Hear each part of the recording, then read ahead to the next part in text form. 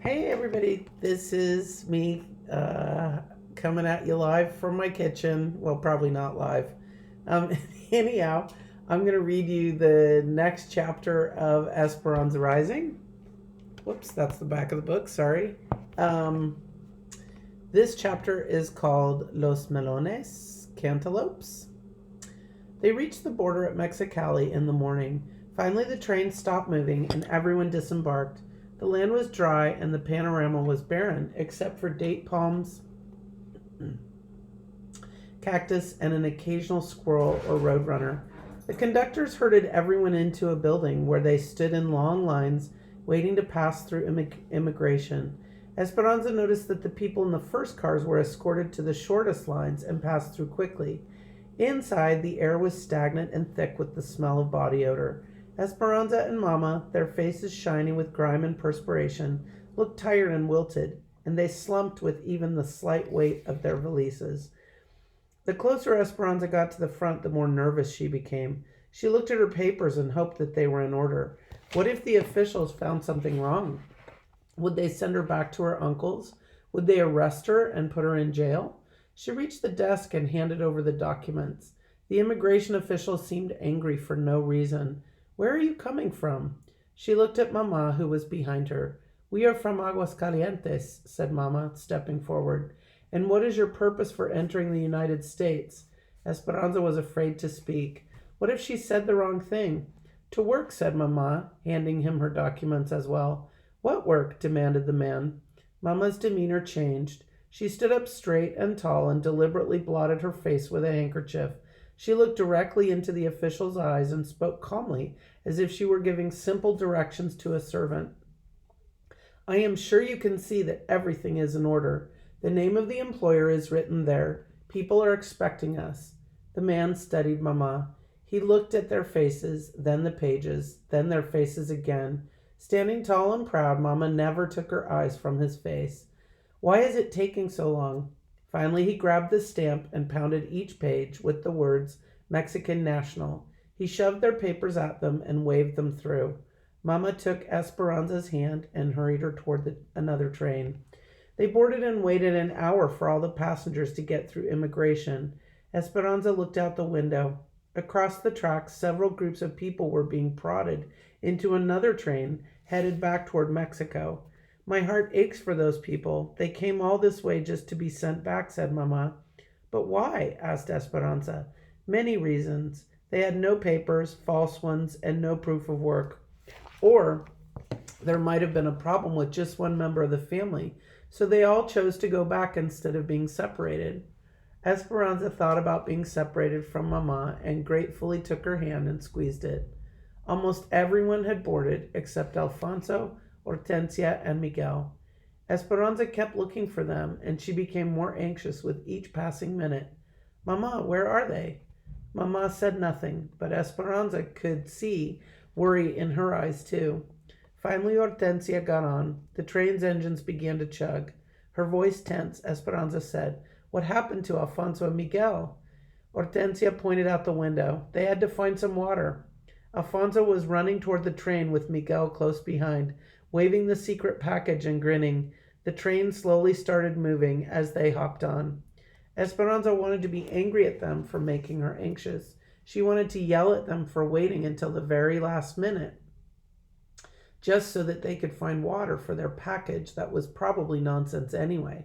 But looking from one to the other, she sat back, limp with relief, happy to have them all together surrounding her, and surprised that she could be so glad to be back on the train. "Ansa, we're here. Wake up." She sat up groggily, barely opening her eyes. "What day is this?" she asked. "You've been asleep for hours. Wake up. It is Thursday, and we are here in Los Angeles." "Look, there they are," said Alfonso, pointing out the window. "My brother Juan and Josefina, his wife, and his children, Isabel and the twins. They have all come." A campesino family waved to them. Juan and Josefina each held a baby about a year old in their arms. It was easy to see that the man was Alfonso's brother, even though he didn't have a mustache. Josefina was plump with a round face and a complexion that was fairer than Esperanza's. She was smiling and waving with her free hand. Next to her stood a girl about 8 years old wearing a dress that was too big and shoes with no socks. Delicate and frail with big brown eyes, long braids, and skinny legs, she looked like a young deer. Esperanza couldn't help but think how much she looked like the doll Papa had given her. There was much hugging among the relatives. Alfonso said, "Everyone, this is Senora Ortega and Esperanza. Alfonso, please call me Ramona." "Yes, of course, Senora. My family feels like they know you because we have all written letters about you for years." Mama hugged Juan and Josefina and said, "Thank you for all you have done for us already." Miguel teased his cousin, pulling her braids. "Esperanza, this is Isabel." Isabel looked at Esperanza, her eyes wide with wonder, and in a voice that was soft and whispery said, "Were you really so very wealthy? Why did you always get your way and have all the dolls and fancy dresses you wanted?" Esperanza's mouth pressed into an irritated line. She could only imagine the letters Miguel had written. He had told Isabel that in Mexico they stood on different sides of the river. Had he told Isabel that in Mexico they stood on different sides of the river? "The truck is this way," said Juan. "We have a long ride." Esperanza picked up her valise and followed Isabel's father. She looked around and was relieved to see that compared to the desert, Los Angeles had lush palms and green grass, and even though it was September, roses were still blooming in the flower beds. She took a deep breath. The aroma of oranges from a nearby grove was reassuring and familiar. Maybe it wouldn't be so different to here. Juan, Josefina, Mama, and Hortensia crowded into the front seat of the rickety truck. Isabel, Esperanza, Alfonso, and Miguel sat in the truck bed with the babies and 2 red hens. The vehicle looked like it should be hauling animals instead of people, but Esperanza had said nothing to Mama. Besides, after so many days on the train, it felt good to stretch out her legs. The old jalopy rocked and swayed as it climbed out of the San Fernando Valley, weaving up through hills covered with dried-out shrubs. She sat with her back against the cab, and the hot wind whipped her loose hair. Alfonso tied a blanket across the wooden slats to make a canopy of shade. The babies, Lupe and Pepe, a girl and a boy, were dark-eyed cherubs with thick mops of black hair. Esperanza was surprised about how much they looked alike. The only difference was the tiny gold earrings in Lupe's ears. Pepe crawled into Esperanza's lap and Lupe into Isabel's. When the baby fell asleep against Esperanza, his head slid down her arm, leaving a stream of perspiration. "Is it always so hot here?" she asked. "My papa says it is the dry air that makes it so hot, and sometimes it is even hotter," said Isabel. "But it is better than living in El Centro, because now we do not have to live in a tent." "A tent?" "Last year we worked for another farm in El Centro in the Imperial Valley, not too far from the border. We were there during the melons. We lived in a tent with a dirt floor and had to carry water. We cooked outside. But then we moved to north to Arvin. That is where we're going now. A big company owns the camp. We pay $7 a month, and my papa says it is worth it to have piped-in cold water and electricity and a kitchen inside. He says the farm is 6,000 acres. Isabel leaned toward Esperanza and grinned as if she were telling a big secret. "And a school. Next week I get to go to school, and I will learn to read. Can you read?" "Of course," said Esperanza. "Will you go to school?" asked Isabel. "I went to private school and started when I was 4, so I have already passed through level 8. When my grandmother comes, maybe I will go to high school." "Well, when I go to school, I will learn in English," said Isabel. Esperanza nodded and tried to smile back. Isabel was so happy, she thought, about such little things. The brown, barren mountains rose higher, and a red-tailed hawk seemed to follow them for miles. The truck rattled up a steep grade, past sparse, dry canyons, and Esperanza's ears began to feel full and tight. "How much longer?" "We will stop for lunch soon," said Isabel. They wove through the golden hills, softly sculpted with rounded tops, until Juan finally slowed the truck and turned down a side road. When they came to an area shaded by a single tree, they piled out of the truck, and Josefina spread a blanket on the ground, then unwrapped a bundle of burritos, avocados, and grapes. They sat in the shade and ate. Mama, Hortensia, and Josefina chatted and watched the babies, while Isabel lay down on the blanket between Alfonso and Juan. She was soon asleep. Esperanza wandered away from the group, grateful not to be rocking in a truck or a train. She walked to an overlook. Below, canyons plunged to an arroyo, a silver line of water from an unknown river. It was quiet and peaceful here, the sweet silence broken only by the swish of dried grasses from the wind. With her feet solid on the ground for the first time in many days, Esperanza remembered that Papa had taught what Papa had taught her when she was little. If she lay on the land and was very still and quiet, she could hear the heartbeat of the valley. "Can I hear it from here, Papa?" She stretched out on her stomach and reached her arms to the side, hugging the earth. She let the stillness settle upon her and listened. She heard nothing. "Be patient," she reminded herself, "and the fruit will fall into your hand."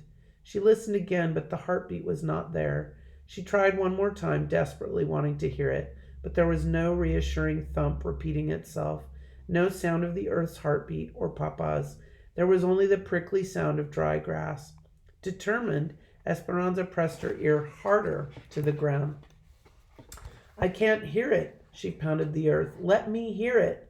Tears burst from her eyes as if someone had squeezed an overripe orange. Confusion and uncertainty spilled forth and became an arroyo of their own. She rolled on her back, her tears warming down her face into her ears.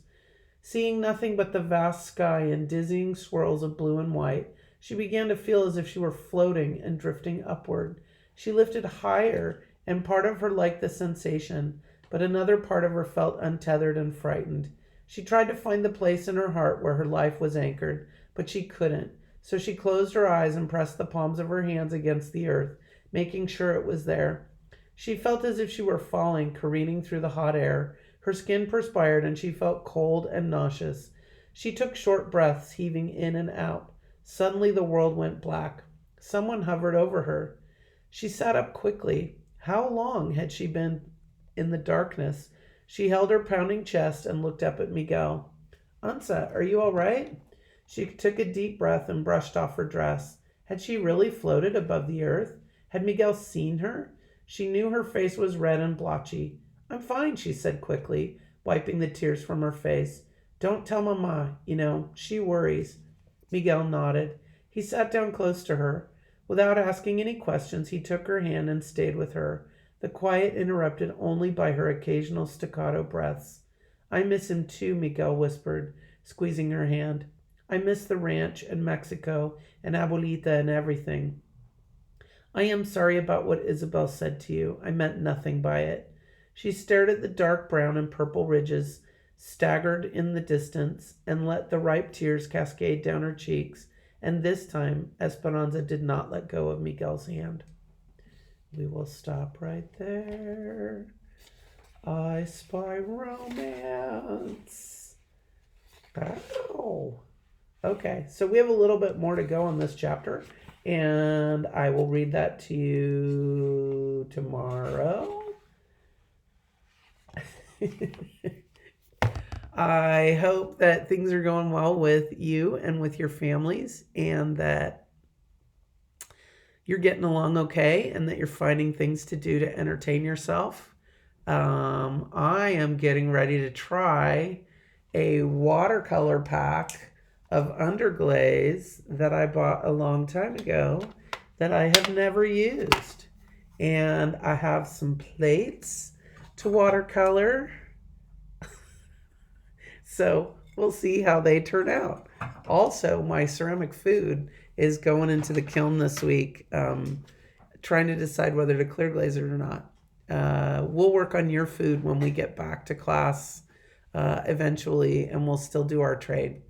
Anyhow, hope you have a good day. I will talk to you later. Bye.